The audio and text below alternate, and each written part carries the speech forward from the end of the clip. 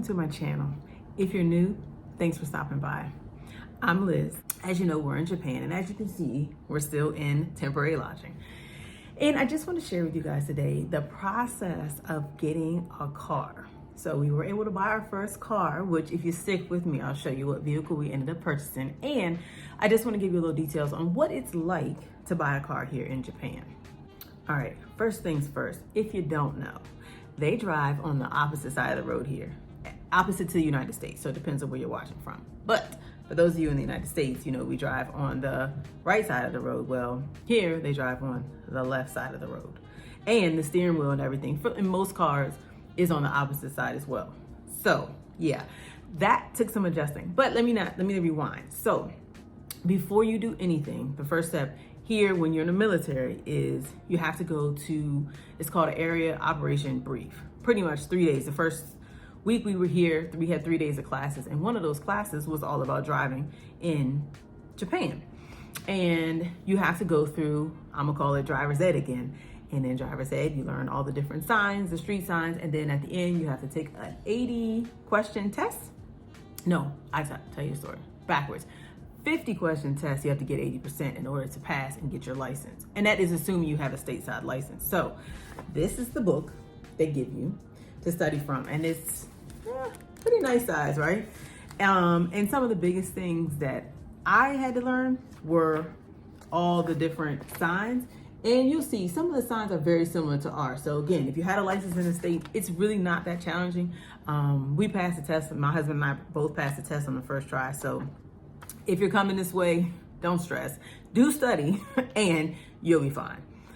So before you can even look at buying a car, of course, just like anywhere else, you have to have a driver's license first, and then you can look at getting a car. And it's interesting though, the cost of cars here are really inexpensive in compared to where I'm coming from in Virginia, right? So obviously we're looking at used cars. We're gonna be here 3 years, no need to put a whole bunch of money into a new car. And the roads are smaller here, more narrow, and we've seen lots of cars with dings and scratches. So why would I buy a new car to get scratched up? I don't know, because a lot of us are still learning how to drive on the other side of the road. So the cars here can range anywhere from probably like 1,800 to 3,000, a little over 3,000 if you're looking for used. And they can get way more expensive than that too. You want to get fancy. We didn't get fancy. So you can look, they have something called a lemon lot or used car lot right on the base. And in there those are all other service members or government contractors that are selling their vehicles, and you can find a car there. Or there are several car dealers off base where you can pick a car too. So yeah, we looked both, we shopped both places, and there was this one car I really, really liked, and we were gonna buy it. It was off base. However, one came on the lemon lot or the used car lot on base, way cheaper. And I was like, yeah, for our first car, I'm not spending a whole bunch on it. So let's do it. After you pick the car you want. So since we went on base and we purchased from someone on base, that gentleman was actually really helpful. And he walked us through the process of buying a car because he sold cars before. However, let me just give you a little bit of what it's like and on how to buy a car on base in Japan. Oh yeah, and by the way, we're on Yokosuka base. I don't know if other bases do it differently, but on Yokosuka, this is how we do it. One other thing, when you're looking for a car, obviously you're gonna look at the miles. Well, they go by kilometers here. So you can just do a little quick conversion and find out how many miles on the car, the year of the car, and then you can look for whatever like amenities you want. So for example, I really want a backup camera. The car we purchased doesn't have a backup camera, but it's little enough that I'm fine with it. And the next car we get, I'm gonna have a backup camera because the parking spots at some of these places are so tight that I would love to have a little bit of support in getting into those. Anywho, so you look for whatever amenities you want. And the other thing, they have something here called JCI. So JCI stands for Japan Craft Inspection, which is basically the American equivalent of a car inspection. In Japan, the inspection lasts for 2 years. So if you can find a car that has a 2-year JCI, you'll save money. So when we're looking for cars, we're looking for cars that at least have a year JCI left, if not 2, because it's transferable, obviously. So the car we found had 2 years on it, which was amazing.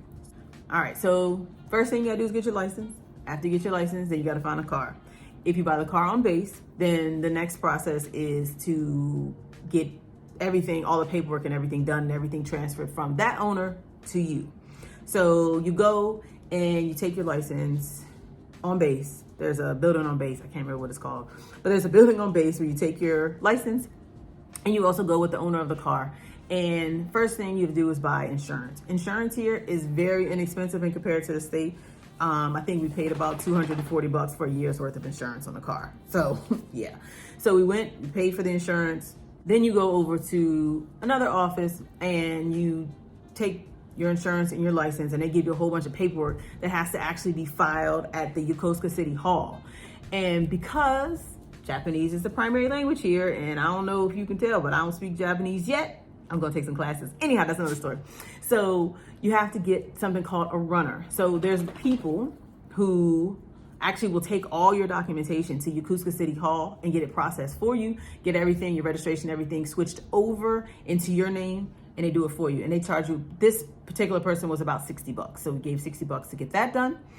And then they bring you all your paperwork back. So we did this first thing in the morning. The runner came and picked up the paperwork, got everything done. By that evening, we had everything. We had the registration, we had everything. The last step, if you're on base, is to take your car and get it registered on base so you can get a sticker, a base parking sticker. Yeah, so that's pretty much it. I mean, it's a pretty cut and dry process. Now, the gentleman we were going with off base almost takes care of all that stuff for you. So if you're a little nervous about that process, and again, it really wasn't that challenging at all. However, if you're nervous, you can always go off base and they'll do pretty much most of that legwork for you. Yeah, so you got to find what works for you, find a car that you like, and then move forward with the process. Make sure you get your license first, and then everything else will be pretty smooth. And yeah, that's it. So now on to the good stuff. What car did we pick? Yeah, let me show you. Look, these are all the cars that we were thinking about picking. What we ended up going with was the Toyota Rackus, and it's a 2010, I forgot how many miles, it's low mileage, and it was $1,900, y'all. Oh yeah, I forgot to tell you. So this is how we made the payment. So it depends on who you're buying from, how they want the payment. Obviously, when you go to a dealership, you have to see how they want to handle things. And here, with it being another military member, they just said we could send it to them Navy Federal. So once we got the car, got the Navy Federal, we transferred the money, and we was done.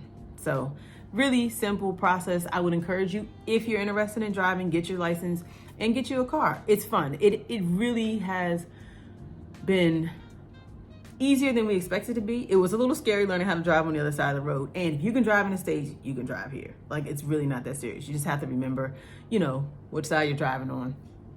But it's really not that big of a deal. We've driven many places. We've actually driven to Tokyo already to drop our daughter off the airport. So it's possible. Don't be intimidated. You got this. You can do it. All right, well, stay tuned. I will show you what our next vehicle is when we get it. I'll show you guys what that is. Until then, be well.